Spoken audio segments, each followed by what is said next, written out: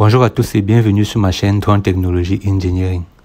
Dans cette nouvelle vidéo, je vais parler des nuages de points qui sont obtenus après le traitement des images aériennes prises à l'aide des drones. Et en parlant de ces nuages de points, nous allons profiter pour faire une comparaison entre deux logiciels de photogrammétrie que j'utilise très régulièrement dans mes travaux. Il s'agit du logiciel Aegis of Metashape et du logiciel Pix4D Mapper. Je vous invite donc à rester sur la vidéo et on se revoit tout juste derrière pour la suite.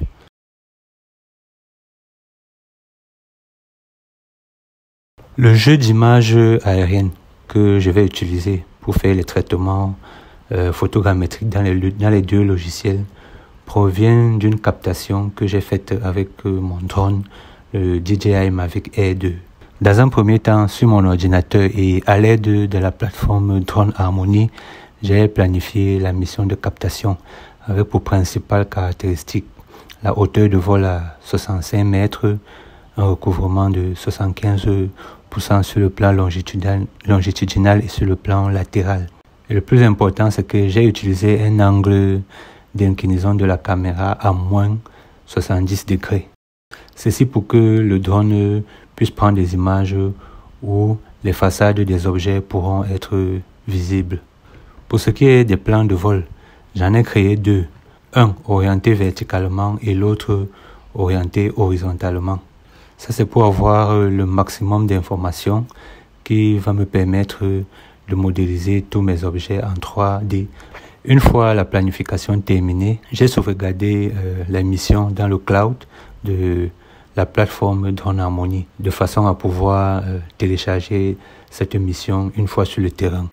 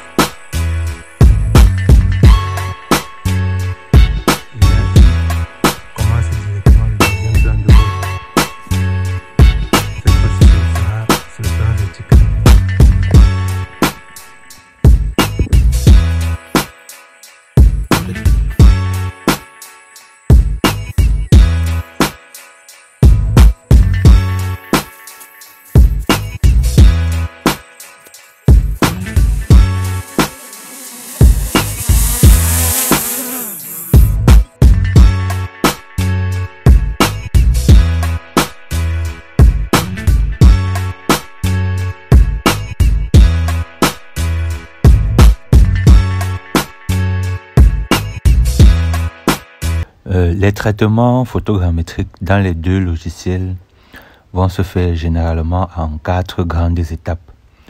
La première étape, c'est l'aérotriangulation ou bien l'alignement des images. Pendant cette opération, les deux logiciels recherchent des points de correspondance entre les images. Et c'est ça qui permet de faire l'aérotriangulation. Et à la fin de cette opération, on obtient un premier nuage de points qui est épars. Après l'aérotriangulation, en deuxième étape, on procède à la densification du nuage de points. Les logiciels par les méthodes d'interpolation densifient le nuage de points, ajoutent des points 3D au premier nuage qui a été produit. Donc ça permet d'obtenir un nuage de points dense avec plus d'informations. Après la densification du nuage de points, en troisième étape, on procède à la génération du modèle numérique des altitudes, encore appelé DEM pour Digital Elevation Model en anglais. Donc ce modèle numérique des altitudes est généré à partir du nuage de points 3D, densifié qu'on a obtenu à l'étape 2.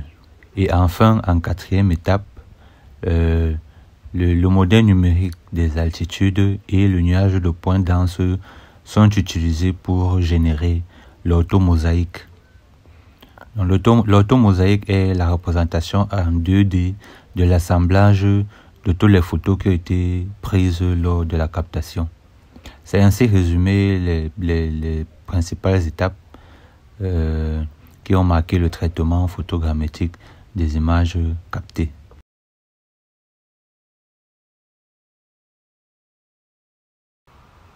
Ce tableau présente le récapitulatif du temps de traitement pour les deux logiciels en fonction des différentes opérations. Rapidement, on peut voir que pour l'aérotriangulation, l'opération a été plus longue dans le logiciel Agisoft MetaShape. Par contre, pour toutes les autres opérations, ça a pris plus de temps dans le logiciel Pix4D Mapper, par exemple 74 minutes pour la densification, 34 minutes par rapport à 50 pour le modèle numérique des altitudes et 41 minutes par rapport à 19 pour l'orthomosaïque. Donc ça fait un total de 150 minutes de traitement pour Agisoft et 184 minutes de traitement pour Pix4D Mapper, sachant qu'ils ont eu en entrée le même jeu d'images, le même nombre d'images de drone. Maintenant, nous allons passer à la visualisation des différents visuels obtenus dans les deux logiciels. Nous allons commencer par le résultat de la première opération qui est l'aérotriangulation. Alors quand nous faisons l'aérotriangulation, nous obtenons dans un premier temps un nuage de points qui est éparse, donc il est un peu clairsemé et c'est ce que vous voyez là pour les deux logiciels. Voilà notre nuage de points éparse.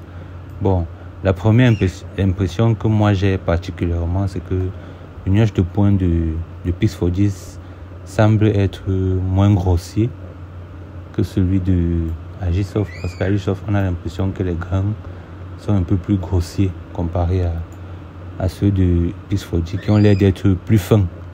Bon, mais après ce n'est qu'une impression, peut-être vous aussi vous aurez votre façon de voir ça, mais c'est déjà la première observation que j'ai par rapport à ces deux nuages de points là. Voilà, après le nuage de points, dans la suite du traitement, on fait la densification de ce nuage de points là, on le densifie. Et pour ce qui est des résultats, je vais afficher les résultats pour les deux logiciels. Et voilà les nuages de points denses pour les deux logiciels. Maintenant, je pense que à ce niveau, il y a déjà une grosse différence qui peut se voir. Je suppose que vous voyez aussi la différence entre les deux nuages de points. Et pour moi, c'est toujours cette histoire de netteté là. J'ai l'impression que pour Pix4D, le nuage de points dense est un peu plus net. J'ai l'impression que c'est un peu plus résolu comparé à celui de Agisoft. Par exemple, à Pix4D, je peux vite identifier les objets, les types de plantes. Par exemple, là, je sais que ce sont ça a l'air d'être des palmiers. Ici, on voit rapidement que c'est comme des bananiers plantains, ce qui est vraiment le cas. Or, ici, à Agisoft, on ne différencie pas vite, on n'identifie pas rapidement, par exemple, les palmiers là. Vous voyez, c'est un peu très généralisé. On ne différencie pas vite les palmiers, les bananiers plantains. Peut-être pour les palmiers, quand on regarde un peu plus, on peut visualiser. Bon, mais c'est pas trop visible comme pour le nuage de points de Pix4D. Et quand on regarde aussi dans l'ensemble, regardez les arbres, les troncs des arbres. Je pense que à Pix4D, ça ressort mieux. Ça ressort vraiment mieux, les troncs des arbres. Comparé ici à Agisoft. À Agisoft, c'est vrai, on voit les troncs. Mais c'est pas bien résolu comme ici. Là. Ici, on identifie vraiment, on voit bien les troncs et autres. Alors, si je viens par exemple au niveau de la maison, là, je vais zoomer au niveau de la maison pour les deux logiciels. Ici, en principe, on a une petite parcelle de bananiers plantains.